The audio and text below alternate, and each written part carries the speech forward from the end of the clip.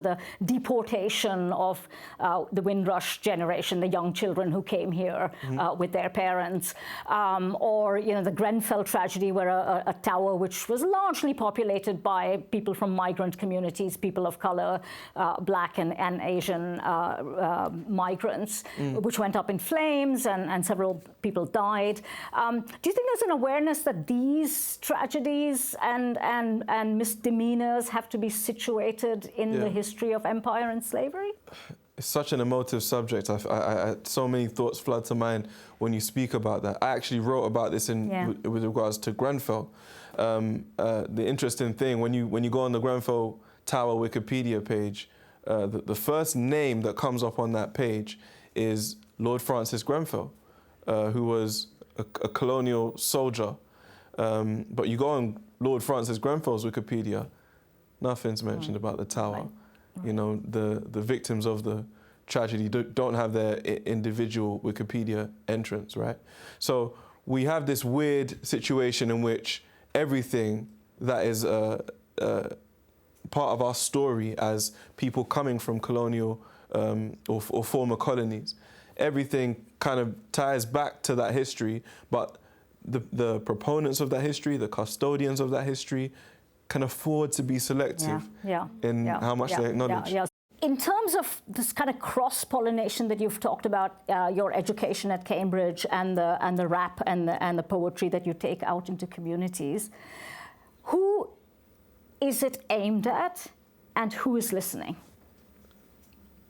So it's interesting. Because I've had, such a diverse range of experiences, and I'm able to address different audiences from a place of authenticity. I think a lot of different kinds of people afford me their attention. I would say I have extensive conversations with circles that I would deem the intelligentsia, places like this, with audiences such as yourselves.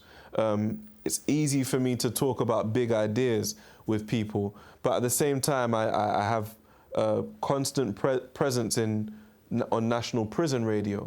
I do prison workshops in which, again, I'm able to communicate very big ideas to people that may not have had the time or exposure to read about these in books and discuss these and explore these in academic spaces. That's been a big education for me. Because ultimately, we all want the same things. We want the same validation and security. And it's a position of privilege, most definitely. I think it would be wrong to not note that I teach at a privileged institution. I teach very many privileged young people. I get platforms to speak on because I have the seal of the University of Cambridge behind me, and that confers advantages. But I also feel that it is part of my morality, as it were, not to become sucked into the narratives that Cambridge produces. To say, I have my own thinking, I have my own critical heritage, I come bearing knowledge from other parts of the world, I draw on the great black and Asian thinkers of the last several centuries, and it is my job to deploy that knowledge to critically interrogate the institution that I'm part of, even as I draw on what it enables me to do, which is to have platforms to write and think and write books and teach people.